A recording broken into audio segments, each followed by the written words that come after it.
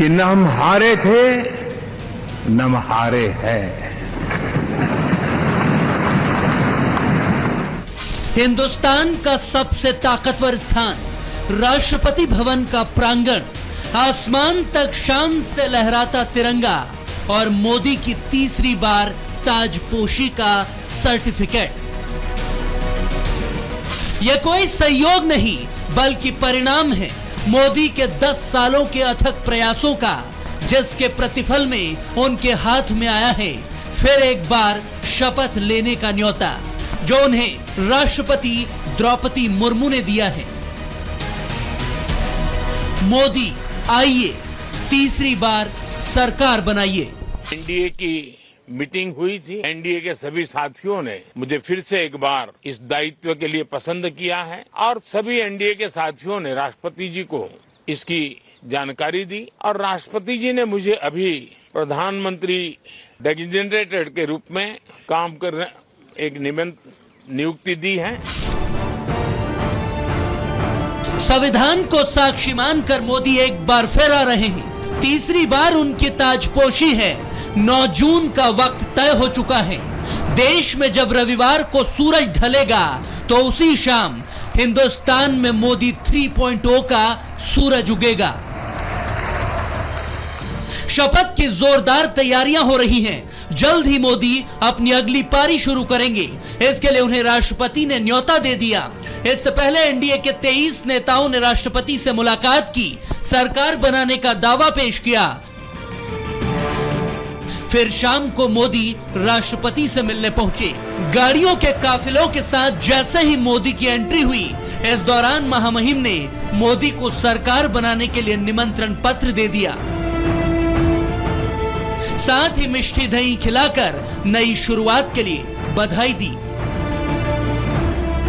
इसके बाद मीडिया से बात करते हुए पीएम मोदी ने अपने तीसरे कार्यकाल में फोकस कहां रहेगा, ये भी बता दिया। तो एनडीए सरकार को तीसरी बार देश की सेवा करने का देशवासियों ने आदेश दिया है। जिस गति से देश आगे बढ़ा है, समाज के हर क्षेत्र में परिवर्तन साफ साफ नजर आ रहा है और मैं देशवासियों को विश्वास दिलाता हूं कि 18वीं लोकसभा में भी, हमारे 5 साल के कार्यकाल में भी हम उसी समर्पण भाव से देश की आशा आकांक्षाओं को पूर्ण करने में कोई कमी नहीं रखेंगे।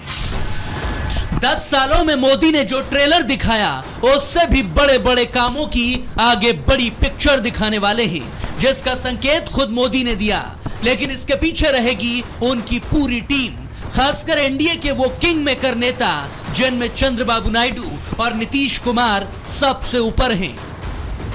नायडू और नीतीश मोदी की ये केमिस्ट्री भी बहुत गजब है। जब पुराने संसद भवन के सेंट्रल हॉल में एनडीए की मीटिंग चल रही थी, तो नायडू के साथ मोदी बात करते करते खूब ठहाके लगाते नजर आए। मोदी का सब नेताओं के साथ बढ़िया तालमेल दिखा। यह 3 खास तस्वीरें आप देखिए, जिनमें नीतीश कुमार तो एक बार की लगा कि वो मोदी के पैर छूने जा रहे हैं, हालांकि मोदी ने उन्हें रोक लिया। इस बीच योगी की पीठ थपथपाई और विरोधियों को इशारों इशारों में ही तगड़ा जवाब दे दिया। तो चिराग पासवान को गले लगाकर बता दिया कि क्यों वो उनके हनुमान कहलाते हैं। नीतीश ने तो उस वक्त पूरी महफिल लूट ली जब वो मोदी को तुरंत शपथ दिलवाने की मांग कर बैठे। लेकिन आपकी जब इच्छा है तो जब भी हो, हम मिल करके सब लोग चलेंगे और हम लोग पूरा आपके साथ रहेंगे और आप पूरे देश को कितना आगे बढ़ाएंगे, ये बहुत खुशी की बात होगी। यही हम लोगों को कहना है और मेरा आग्रह यही है कि जल्दी से जल्दी आपका काम शुरू हो जाए, शपथ ग्रहण हो जाए। अब आप एतवार को करने वाले हैं, तो हम तो चाहते थे कि आजो हो जाता तो अच्छा था, लेकिन आपकी जब इच्छा है तो जब भी हो, जितना तेजी से काम हो जाए तो बहुत अच्छा है। एनडीए एकजुट है, मजबूत है मोदी के नेतृत्व में स्थिर सरकार चलाने को बेताब भी। लेकिन सरकार का प्रारूप क्या होगा, कौन कौन मंत्री बनेगा, क्या फॉर्मूला होगा, इसको लेकर बीजेपी के अध्यक्ष जेपी नड्डा के घर बैठक हुई, जिसमें अमित शाह और नड्डा ने एनडीए के नेताओं से अलग अलग मुलाकात की। जेडीयू और टीडीपी के नेताओं से लेकर चिराग और जयंत चौधरी से भी अलग अलग बैठक की।